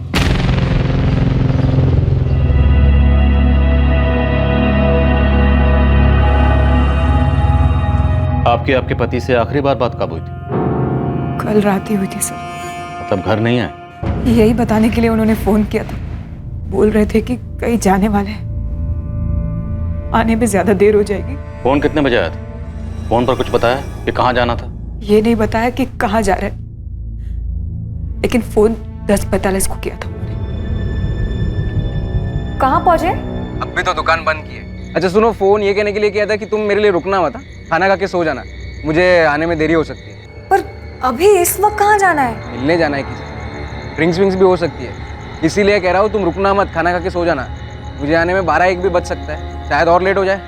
बताया नहीं कि किससे मिलने जा रहे थे, लेकिन बोल रहे थे कि आने में देरी होगी। बैठे बैठे आंख लग गई थी, सुबह 6 बजे उठकर देखा तो वो वापस नहीं आए। मैंने फिर उनको फ़ोन लगाया, उनका फ़ोन फिर स्विच ऑफ आ रहा था। कुछ समझ में नहीं आ रहा था सर। ये लेट आना, शराब पीना, ये रोज की आदत थी या? नहीं सर, रोज की नहीं थी। जब भी उन्हें पीना होता तो वो घर पर अकेले ही पीते। ये गोल्ड चेन, ये आपके पति गोपाल की है? नहीं सर, उनकी नहीं है। वो ये सब नहीं करते थे। ध्यान से देखिए, हो सकता है किसी जान पहचान वाले के गले में देखी हो, किसी के घर में देखी हो। देखिए। नहीं सर, कुछ याद नहीं आ रहा है। दुकान किस चीज की है आप लोगों की? किराना स्टोर है सर, अमृत नगर में ही है। नहीं मैडम, मुझे तो पता ही नहीं चला। दुकान की एक चाबी गोपाल सेठ अपने साथ लेकर जाते थे और एक चाबी मेरे पास रहती है। तो मैंने सुबह आकर दुकान खोली और अब आपसे ये पता चल रहा है। पता नहीं मैडम, मतलब मुझे बताना चाहिए भी या नहीं, पर देख मुन्ना, जो भी जानता सीधा सीधा बता दे। गोपाल त्रिवेदी का मर्डर हो गया है। हो सकता है तेरी बातों से हमें कुछ पता चल जाए। गोपाल सेठ को एक बुरी आदत थी। न जाने कितने लोगों ने अपने मन में दुश्मनी पाल ली होगी उनके लिए। कैसी बुरी आदत और किस बात की दुश्मनी? घूरने की आदत मैडम। वो लेडीज़ को बड़ी अजीब नज़रों से घूरते रहते थे, बहुत ही बेशर्म तरीके से देखते थे सबको। दुकान पर आने वाली लेडीज़ को वो खुलेआम घूरा करते थे और कभी कभी तो जानबूझकर छू भी लिया करते थे। तो कभी किसी ने पुलिस में कंप्लेन नहीं की? नहीं मैडम, गोपाल सेठ जानते थे कि उन्हें किस हद तक जाना है और वो उसके आगे कभी नहीं जाते थे। पर हाँ, लेडीज़ कस्टमर उनसे परेशान ज़रूर रहते थे। अगर गोपाल की इतनी बुरी आदत थी जैसा कि तू बता रहा है, तो कस्टमर इस दुकान में आते क्यों थे? पूरे एरिया की अकेली ढंग की दुकान है मैडम, जहाँ सारा स्टॉक मिलता है, वो भी बाकियों से कम दाम पर। अच्छा, अगर किसी ने पुलिस में कंप्लेन नहीं की उसकी फितरत के बारे में, तो किसी ने अपने घर में तो बताया ही होगा। किसी का झगड़ा वगड़ा हुआ था गोपाल से? हाँ मैडम, अभी महीने भर पहले की बात है। गोपाल सेठ ने यहीं पास में रहने वाली अलका भाभी को परेशान किया था। तब उनके पति भरत भाई और गोपाल सेठ में जमकर पटका पटकी हुई थी। शुक्र मना कि लोग खड़े हैं। अकेले में मिल गया ना, जान से मार दूं उसने। धमकी? जान से मारनी? बोला तो यही था मैडम, और उस दिन मैंने देखा कि भरत भाई को कितना भयंकर गुस्सा आता है। ये भरत और अलका रहते कहाँ हैं? नहीं सर, उन्होंने मुझे तो किसी झगड़े या दुश्मनी के बारे में नहीं बताया था। दुश्मनी तो थी काजल जी, वरना बिना दुश्मनी के इतने दर्दनाक तरीके से मर्डर नहीं होता। याद करिए, शायद आपके पति गोपाल ने आपको कुछ बताया हो, कभी कुछ शेयर किया हो किसी के बारे में आपसे। ऐसा तो मुझे कुछ नहीं पता है सर। कौन मार सकता है उनको?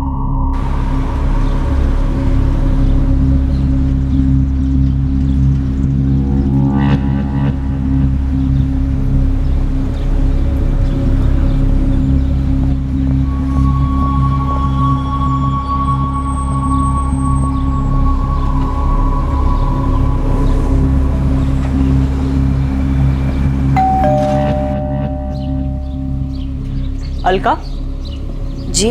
भरत गोयल है घर पे? नहीं, वो घर पर नहीं है। पर क्या बात है, क्यों पूछ रही हैं आप? गोपाल को जानती हूँ, किराना शॉप वाला जिसको भरत ने मारा था? जी जानती हूँ। तो ये भी जानती होगी कि इस बार किसी ने उसको जान से ही मार दिया। क्या? जान से मार दिया? हाँ, इतना चौंको मत अलका। लेकिन आप यहाँ क्यों आई है? भरत का क्या मतलब है इससे? बहुत बुरी तरह से मर्डर हुआ है उसका। भरत का झगड़ा हुआ था गोपाल से, तो सोचा तुमसे पूछती चलूं। नहीं, भरत ने ये सब नहीं किया है। भरत से कहना अमृतनगर पुलिस स्टेशन आ जाए। और एक और बात अलका, भरत निर्दोष है ये मुझे समझाने से पहले अपने मन को समझा।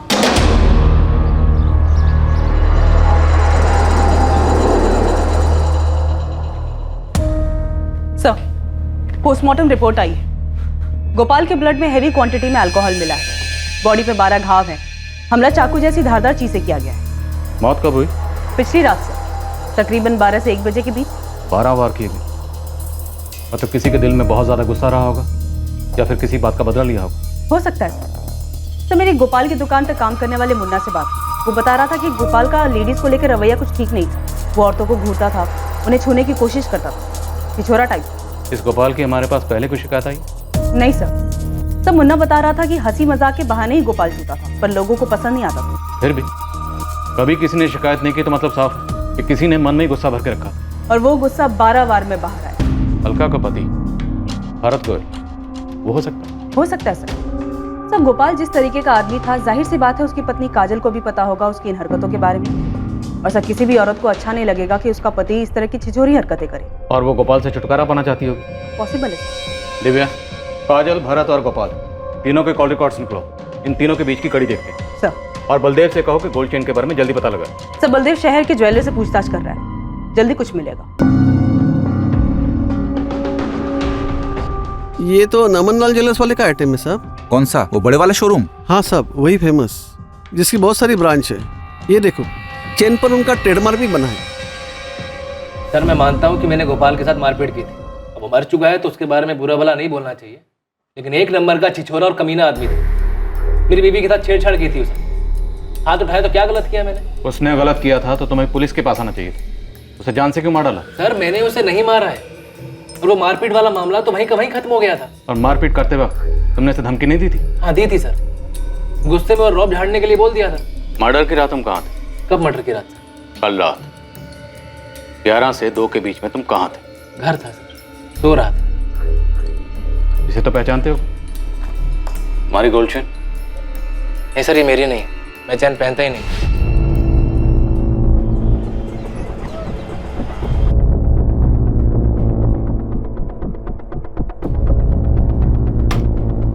चेन तो हमारी है सर, पर यहाँ की नहीं है। फिर कहाँ की है? ये चेन हमारी गया डिस्ट्रिक्ट के शॉप से बेची गई। गया बिहार वाला? आपके पास वो खरीदने वाले का भी रिकॉर्ड होता है ना? हाँ है, 1 मिनट दीजिए बता दो।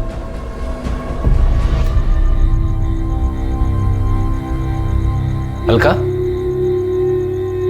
क्या हुआ? जा क्यों रही हो? नींद नहीं आ रही है भरत, बार बार तुम्हारी और गोपाल की लड़ाई याद आ रही है। अलका, वो बहुत पहले हो चुका है, ज़्यादा सोचो मत उस बारे में। और गोपाल जैसे कर रहा था आज नहीं तो कल उसके साथ ये सब होना ही, इससे हमारा कोई नाता नहीं। सर, सीडीआर में गोपाल के मर्डर के दिन या उसके आगे पीछे गोपाल के साथ भरत के कोई भी कॉल्स नहीं है, और मर्डर के टाइम भरत की लोकेशन उसके घर के एरिया में ही है। तो कॉल रिकॉर्ड के अकॉर्डिंग उस पर कोई डाउट बनता नहीं है। और काजल पर उसके कॉल रिकॉर्ड्स क्या कहते हैं? यही कि उसका अफेयर हो सकता है। अफेयर? Yes sir, affair.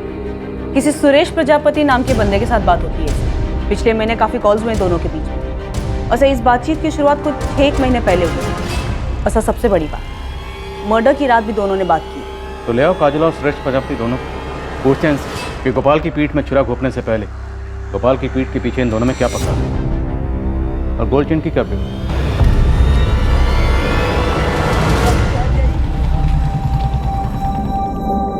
अब ये गेम खेलना बंद कर, स्कूल में लेट हो जाएगा। छोड़।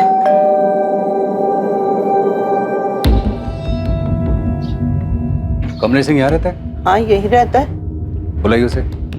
वो तो घर पे नहीं है। आप उसकी कौन? मैं उसकी माँ हूँ। कहाँ गया वो? कुछ दिनों के लिए बाहर गया है। लेकिन आपको कमलेश से क्या काम है? एक केस के सिलसिले में उससे बात करनी है। ये चेन कमलेश की है?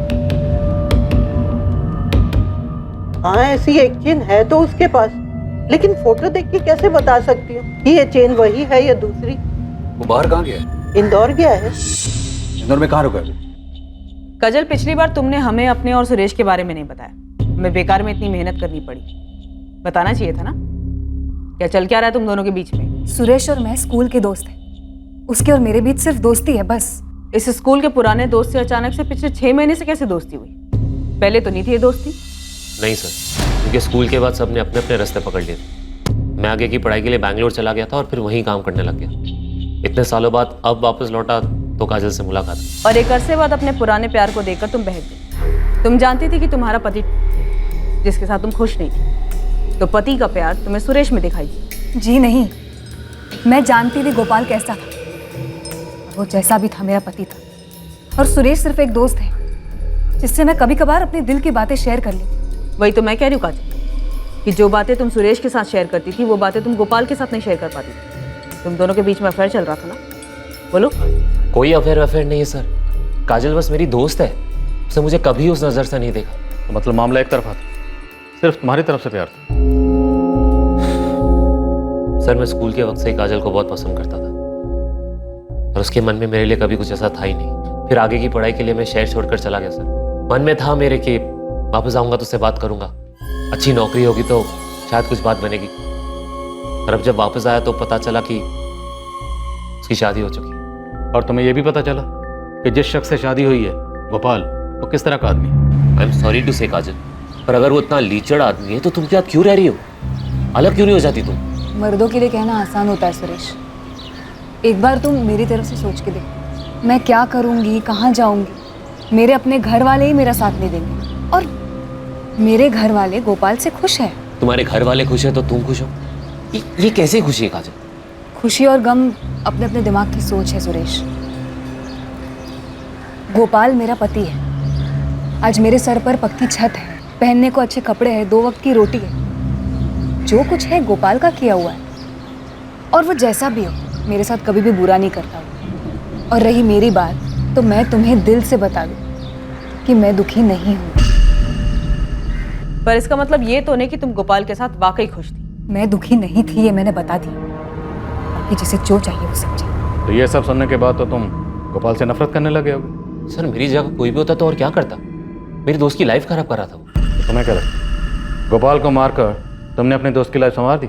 जी नहीं सर, किसी को नापसंद करने का ये मतलब थोड़ी कि उसको जान से ही मार दिया जाए। पर हमारी बातों से लग रहा है कि तुम काजल को इन हालात में ज़्यादा वक्त तक नहीं देख सकते थे, और काजल को इन हालात से निकालने का तुम्हारे सामने यही एक रास्ता था, जिसका नतीजा हमारे सामने। ऐसा करने से काजल तुम्हें मिल जाती। सर आप ये सब थियोरीज बना रहे हैं। मैं पहले ही बता चुका हूँ, मैंने कुछ नहीं किया। हाँ मैं गोपाल को नापसंद करता था, पर सर मैं उससे आज तक मिला तक नहीं। तुम कल रात कहाँ थे? 11 से 2 के बीच में। सर मैं घर पे सो रहा था। ये सोने की चेन तुम्हारी? जी नहीं सर, मैं चेन्स नहीं पहनता।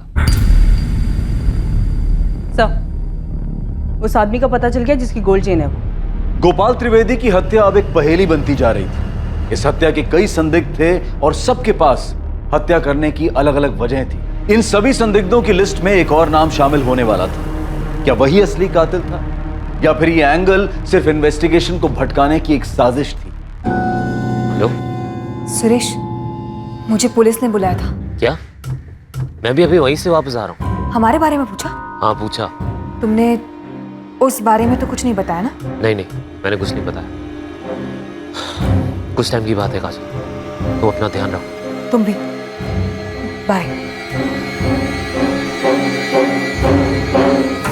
कौन गोपाल त्रिवेदी? अब याद आया?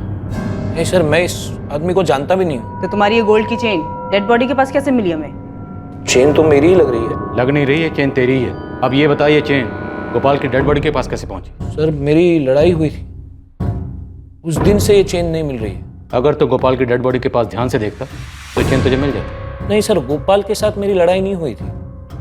दूसरा आदमी था, भरत नाम है उसका। भरत? पूरा नाम भरत गोयल? जी सर, लेकिन आप उसे कैसे जानते हैं? तू बता, तू कैसे जानता? और तेरा झगड़ा क्यों हुआ था उससे? झगड़ा उसने शुरू किया था। क्यों शुरू किया था? सर उसे गलतफहमी हुई थी कि मैं अलका को परेशान कर रहा हूँ। तू अलका को कैसे जानता है? कैसे जानता है? वो मेरी बीवी। क्या? 8 साल पहले हमारी शादी हुई थी, 2 बच्चे मेरे। डिवोर्स हो गया तुम लोगों का? नहीं हुआ सर, पता ही नहीं चला ये सब कैसे हुआ। मैं बिजनेस के सिलसिले में 2 महीने बाहर गया था, कपड़े के धंधे को और अच्छे से जमाने की कोशिश में था। पता ही नहीं था मेरे पीठ पीछे क्या चल रहा है। जब वापस घर गया तो अलका भरत के साथ भाग चुकी थी। अपने छोटे छोटे बच्चों का भी ख्याल नहीं आया सर उसको। कैसी है मेरी गुड़िया? हाँ माँ, अलका कहाँ है? कमलेश, आप बहुत अच्छे इंसान हैं और मुझे सच में ये लिखते हुए बहुत दुख हो रहा है कि हम आपस में कभी खुश नहीं थे और ना ही मुझे आपसे कभी प्यार हो पाया। ऐसे में जब भरत मेरी जिंदगी में आया तो मैं खुद भी इस एहसास को समझ नहीं पाई, लेकिन मैं उस एहसास को खोना नहीं चाहती थी, इसीलिए आपसे माफी मांग रही हूँ। आप एक अच्छे इंसान हैं और मैं जानती हूँ आप बच्चों को संभाल लेंगे। मैं पूरी तरह से बिखर चुका था। उसने धोखा किया था मेरे साथ, लेकिन फिर 6 महीने पहले एक दिन। Hello hello hello Kamlesh. Alka? हाँ। कहाँ हो तुम अलका? और कैसी हो? कमलेश, तुम कैसे हो? बच्चे कैसे हैं? तुम्हें बहुत याद करते हैं, हमेशा पूछते रहते हैं तुम्हारे बारे में। मुझे भी उनकी बहुत ध्यान आती है। अलका रो मत, मैं शाम को बात कराता हूँ बच्चों से तुम्हारी। नहीं नहीं, मैं नहीं बात कर पाऊंगी, बहुत गुस्सा होंगे वो। अगर कुछ पूछेंगे तो क्या बताऊंगी उन्हें? नहीं गुस्सा करेंगे वो। अलका तुम माँ हो उनकी, उस दिन के बाद अक्सर हमारी बातें होती थी, और वो बातें बच्चों को लेकर शुरू होती और उन्हीं पर खत्म हो जाती थी। तो तुमने कभी अलका को वापस लाने की कोशिश नहीं की? शुरुआत में की थी, क्योंकि बच्चों को जरूरत थी माँ की। पर जब मुझे पता चला कि उसने भरत के साथ शादी कर ली है तो अलका भरत को बिना बताए तुमसे मिलती थी? वो मुझे नहीं पता सर। मैं हर 15-20 दिनों में एक बार इंदौर आता जाता रहता हूँ। यहाँ कपड़े होलसेल भाव पे मिल जाते हैं। मेरा एक दोस्त है राजेश, ड्राइवर है, शहर से अक्सर बाहर रहता है, तो मैं उसके यहाँ ही रुक जाता हूँ। जब भी आना होता था मैं अलका को बता देता था। तो भरत को जब इस सब के बारे में कुछ पता ही नहीं था, तो तुम्हारा भरत से झगड़ा कैसे हुआ? 15 दिन पहले मैं उसके घर पे गया था। उन्होंने मुझसे कहा है वो कुछ नहीं पूछेंगे तुमसे। कह रहे थे पापा बस एक बार मम्मी से बात करा दो। नहीं कमलेश, बच्चे हैं वो नहीं समझ पाएंगे। मैंने समझा दिया है उन्हें, तुम भी मान जाओ। वो बच्चे हैं तुम्हारे, तुम्हारी याद आती है तो मुझसे अपनी दादी से लिपट लिपट कर रोते हैं बेचारे।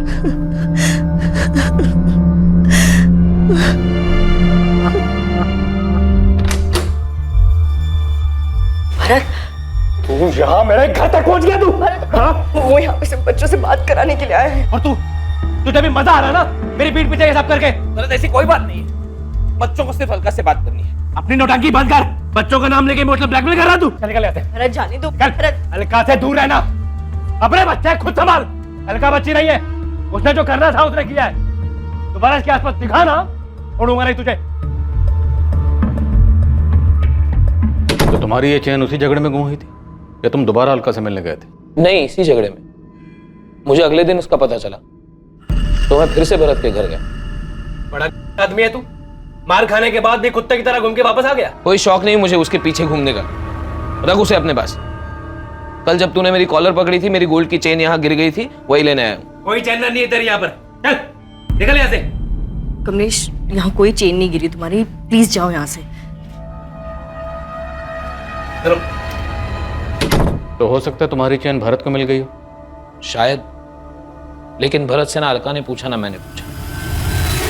अब आप बोल रहे हो तो मुझे पक्का यकीन है वो चेन भरत को मिली और उसने छुपाई। लेकिन अगर चेन भरत को मिली थी तो ये चेन गोपाल की डेड बॉडी के पास कैसे पहुंची? सर मुझे कैसे पता होगा सर, मैं गोपाल को जानता तक नहीं। इस कमलेश सिंह के बारे में क्या जानती हो?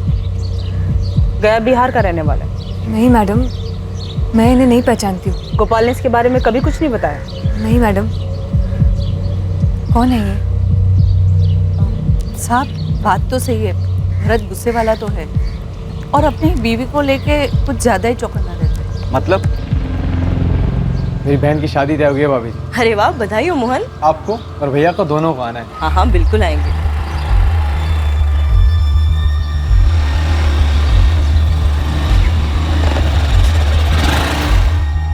अरे भरत, काम नहीं क्या घर में?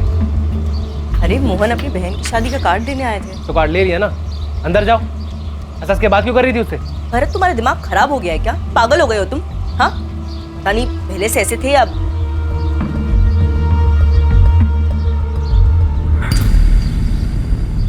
क्या मजाल कि अलका किसी भी मर्द के साथ बात भी कर ले। मर्डर वाले दिन कुछ देखा था क्या मुन्ना? या दुकान पे कुछ हुआ था? या कोई बुलाने आया था दारू पीने के लिए? हाँ, एक आदमी आया था मैडम, उसकी कुछ बात हो रही थी गोपाल सेठ से। कौन था वो? क्या बात हो रही थी? क्या बात हो रही थी ये तो मैंने नहीं सुना, पर दोनों बहुत गुस्सा थे, उल्टा सीधा बोल रहे थे एक दूसरे को। लेकिन मैंने उस आदमी को उस दिन पहली बार ही देखा था। अच्छा ये देख तो, ये था वो।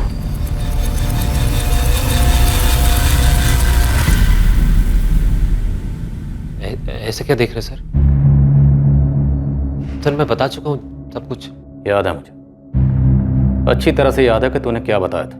जो जानता था सर वही बताया है। यही कहा था ना तूने? तो गोपाल को जानता तक नहीं, उससे कभी मिला भी नहीं। हाँ सर। तो जिस दिन गोपाल का मर्डर हुआ तेरा भूत गया था उसकी दुकान पे झगड़ा करने? हाँ मैडम, यही था। श्रेष्ठ प्रजापति, अब अगर एक झूठ और बोला ना तो तेरे सर से प्यार का भूत हमेशा हमेशा के लिए उतार दे। बोल सच क्या है? सर मैं मिला था गोपाल से, पर मैंने कुछ नहीं किया। मैं बस उसको समझाने गया था कि उसकी हरकतों की वजह से काजल बहुत परेशान रहती है। और उल्टा मुझे पे दोस्त जमाने लगे सर। मुझसे मेरी बीवी के बारे में बात कर रहा है। साले तू है कौन बे? देखो गोपाल, मैं झगड़ा करने नहीं आया, बस एक बार मेरी बात सुन। अबे अपना मुंह बंद रख और पहले ये बता तू है कौन हमारे बीच में आने वाला? मैं तुम्हारे बीच में नहीं आ रहा हूँ भाई, मैं बस तुम्हें इतना समझाना हूँ कि तुम्हारी छिछोरी हरकतों की वजह से काजल बहुत परेशान रहती है। ए औकात में रह और मुझे मत सिखा मुझे क्या करना चाहिए और क्या नहीं। दोबारा मेरी बीवी का नाम अपने मुंह से मत निकालना। तुम्हें दिखाई नहीं देता क्या तुम्हारी वजह से कितनी परेशान रहती है काजल? तो तुझे क्यों इतना दर्द हो रहा है उसके लिए? देखो गोपाल, गलत बात मत करो, वो मेरी अच्छी दोस्त है, ठीक है ना? इससे पहले कि तुम्हारी सारी दोस्ती झाड़ दूं ना, निकल इधर से और दोबारा दिखना मत। चल। तो उसने जो तेरी बेइज्जती की, उसी रात तूने उसका मर्डर करके उसका बदला ले लिया? नहीं सर, मैं रात में उससे मिला ही नहीं। उसकी दुकान से मैं सीधा अपने घर चला गया था और काजल को मैंने फोन करके बताया इस बारे में, और अगले दिन जब मुझे पता पड़ा उसका खून हो गया तो सर मैं घबरा गया। तूने तो कुछ नहीं किया, फिर क्यों घबरा गया? सर मेरा झगड़ा हुआ था ना उसके साथ, और काजल ने मना किया था मैं आप लोगों को कुछ भी बताऊं। तुमने उस बारे में तो कुछ नहीं बताया ना? मतलब सर में काजल भी शामिल है? नहीं सर, वो बस चाहती थी मैं सब चक्करों में ना पड़ूं, क्योंकि वो भी जानती मैंने कुछ नहीं किया सर।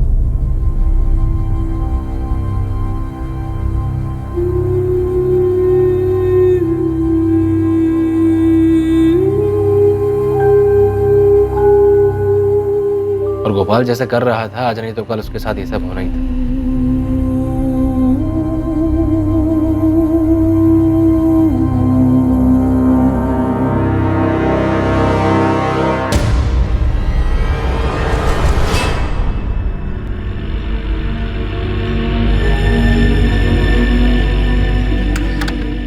भरत, कहाँ चली जाते हो इतनी रात में?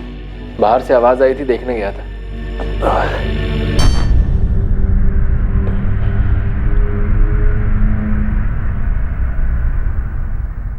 बहुत थक गया आज। क्या हुआ तुम्हें? कल पुलिस ने बुलाया है। हाँ तो परेशान क्यों? बताया है ना, क्या बोलना है?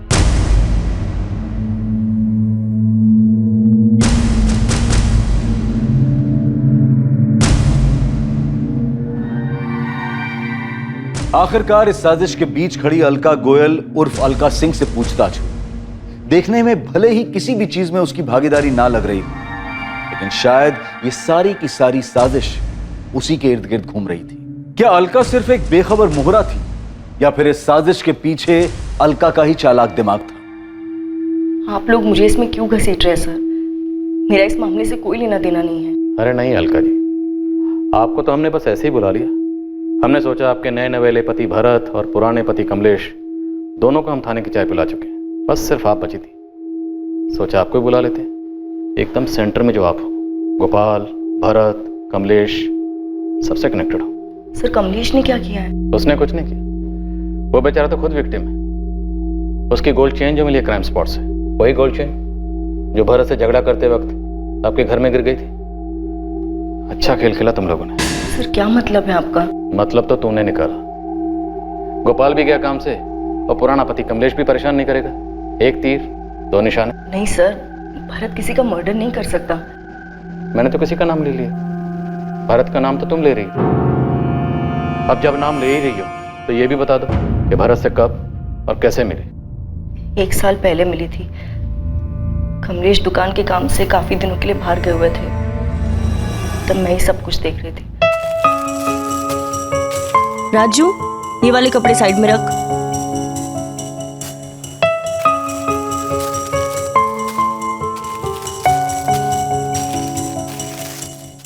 ये एक मिक्स नहीं होना चाहिए ना?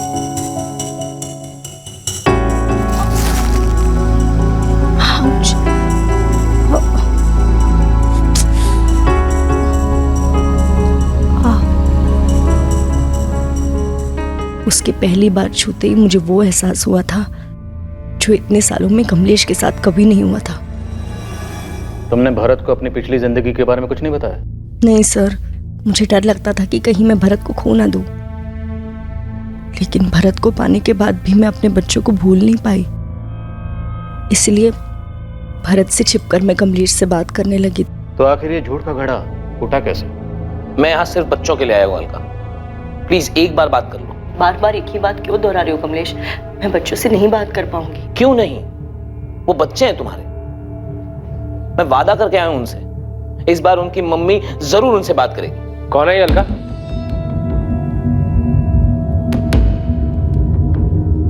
किसके बच्चों से बात करने के लिए कह रहा है? भरत वो अलका, मैं पूछ रहा हूं कौन है ये? मैं इसका पति हूं भरत। क्या क्या बकवास कर रहा है ये? भरत वो मेरा डिवोर्स नहीं हुआ था और हमारे 2 बच्चे भी हैं। निकल, चल निकल यहाँ से। धक्का मत दे भाई। देख अभी प्यार से बोल रहा हूँ, पर लात मार के बाहर निकालूंगा। चल। अरे बोला ना एक बार, धक्का मत दे। निकल। अलका मेरी बीवी है, सपने में भी उसके बारे में सोचना मत, वरना वहां पर भी आके मारूंगा तुझे।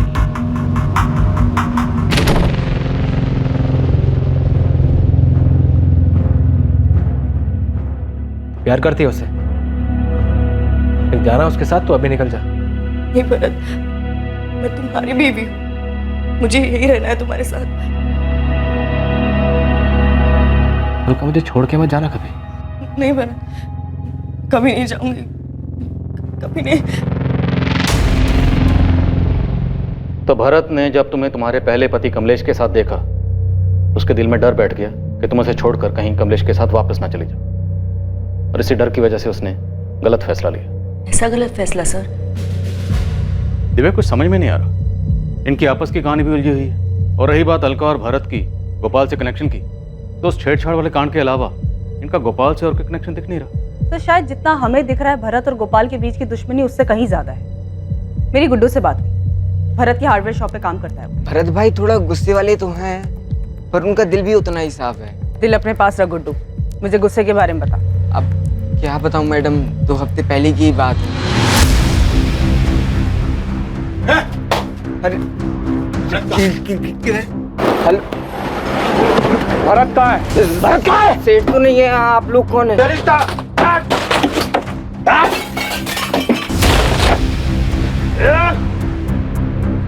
भरत को समझा देना, थोड़ा हिसाब में रहा करे, नहीं तो अगली बार से ना हमारी लाठी उसका सर होगा, समझा? मैंने बताया भरत भाई को कि गोपाल के आदमियों ने किया है ये। तुझे कैसे मालूम चला कि वो गोपाल के आदमी थे? क्योंकि उनमें से एक आदमी पहले गोपाल की दुकान में काम करता था, मैं पहचान गया था उसे। मतलब भरत जानता था कि उसकी दुकान गोपाल ने तोड़वाई? तो क्या भरत ने गुस्से में गोपाल से बदला लिया? सब भरत के गुस्से का भरोसा नहीं है, वो कुछ भी कर सकता है। दिव्या, मुझे लग रहा है कोई हमारे साथ खेल खेल रहा है, जो नहीं है हमें वो दिखाया जा रहा है। हालांकि इनमें से किसी के भी खिलाफ हमारे पास कोई सबूत नहीं है, लेकिन सुरेश, काजल, अलका और भरत सबके पास मर्डर का मोटिव। लेकिन क्राइम सीन से हमें कमलेश की गोल्ड चेन मिलती है। सब इनमें से जो कोई भी है बहुत चालाक है। सिर्फ इस गोल्ड चेन के अलावा हमारे पास कोई डायरेक्ट लिंक नहीं है। दिव्या, हम अभी तक वही देखते आ रहे हैं जो हमें दिखाया गया है। हालांकि इस केस में एक तीर से 2 निशाने तो लगाए गए, और मुझे लगता है कि तीर की कमान उन हाथों में नहीं है जिनके बारे में हम सोच रहे हैं।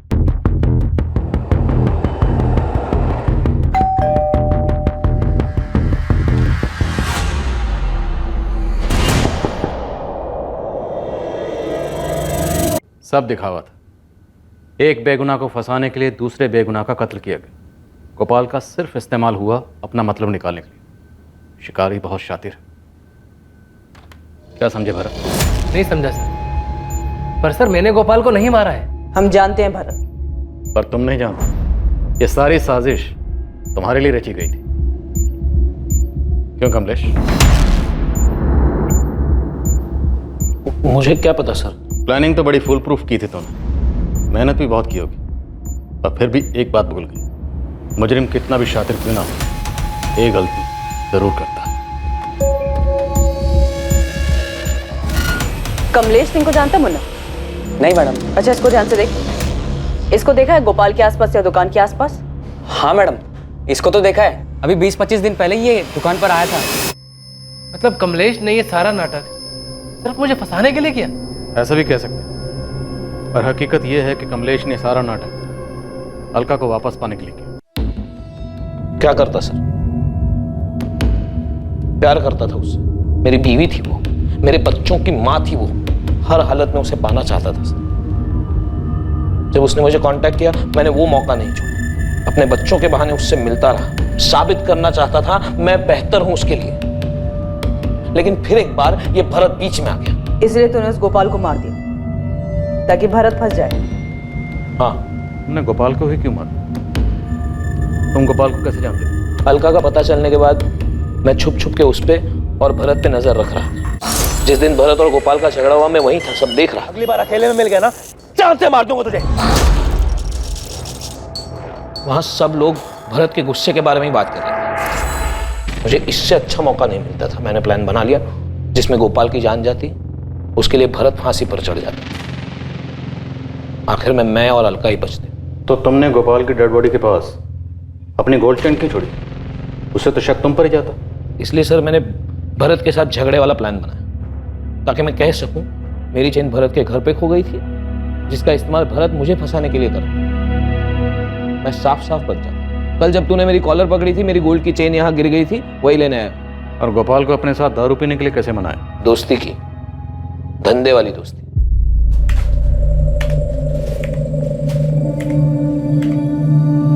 गोपाल भाई। बोलो भाई, क्या चाहिए? आप चाहिए गोपाल भाई, आपका दिमाग चाहिए। आपकी जितनी बड़ी दुकान खोलना चाहता हूं मैं भी। मैं जानता था गोपाल को फंसाने के लिए उसको लालच देना पड़ेगा। मैंने उसे इंदौर में ही अपनी नई दुकान में अच्छी पार्टनरशिप का लालच दिया। 100% पैसा मेरा और उसमें 50% पार्टनरशिप उसकी। ये आइडिया सुन के उसका दिमाग बंद हो गया। मेरा काम बन चुका था। उसके बाद भी मैं उसको 1-2 बार और मिला। तो गोपाल की कॉल डिटेल रिकॉर्ड में तुम्हारा नंबर कैसे नहीं मिला? मैं क्योंकि मैंने उसे अपना नंबर दिया ही नहीं। मैं जानता था मोबाइल से पुलिस आसानी से पकड़ लेती। तो फिर गोपाल के साथ कांटेक्ट कैसे मैनेज किया? जब भी जरूरत होती थी मैं उसे पीसीओ से फोन कर लेता था। फिर वो दिन आया जब मुझे इस काम को अंजाम देना था। मैंने उसे पीने के लिए बुलाया, वो भी फ्री की दारू के लिए रात को भागा भागा चला है। मैं नहीं पी रहा था, लेकिन फ्री की दारू थी तो उसने पेट भर कर पी। भैया चढ़ गई, घर भी जाना है, फिर मिलते हैं।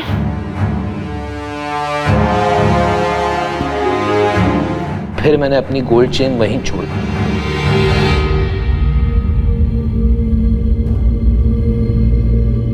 मैंने सोचा एक बार भरत पुलिस की रडार में आ जाए, बाकी का काम इसका गुस्सा ही कर देगा। इतना बड़ा षड्यंत्र रचा, एक बार भी तुम्हारे जहन में यह बात नहीं आई कि जुर्म से किसी का भला नहीं होता? कमलेश के मन में पल रही बदले की भावना ने उसे कातिल बना दिया और वो जेल की सलाखों के पीछे पहुंच गया। जहां एक तरफ गोपाल ने अपनी जिंदगी खो दी, वहीं दूसरी तरफ अलका और भरत जैसे भी थे, चाहे वो कितने भी गलत थे, पर जिंदगी में आने वाली मुश्किलों का उन्होंने एक साथ सामना किया। दोनों ने मिलकर तय किया कि वो अलका और कमलेश के बच्चों पूनम और विक्रम को माँ बाप दोनों का प्यार देंगे और उनकी परवरिश में कोई कमी नहीं रहने देंगे। ये बहुत जरूरी होता है कि हम जो चाहते हैं उसके बारे में हम पहले से अपना दृष्टिकोण तय कर लें, क्योंकि कोई भी भटकाने वाली बात हमें अपने लक्ष्य से दूर और अपराध के नजदीक कर सकती है। कमलेश अलका को वापस लाकर अपना परिवार पूरा करना चाहता था, लेकिन अलका को भरत के साथ खुश देखकर वो अपने लक्ष्य से भटक गया और उसे वापस पाने की बजाय उसके मन में भरत के लिए विकृत विचार उभरने लगे। नतीजा, उसने अपने बदले की भावना को पूरा करने के लिए एक बेकसूर की हत्या कर दी और कातिल बन गया।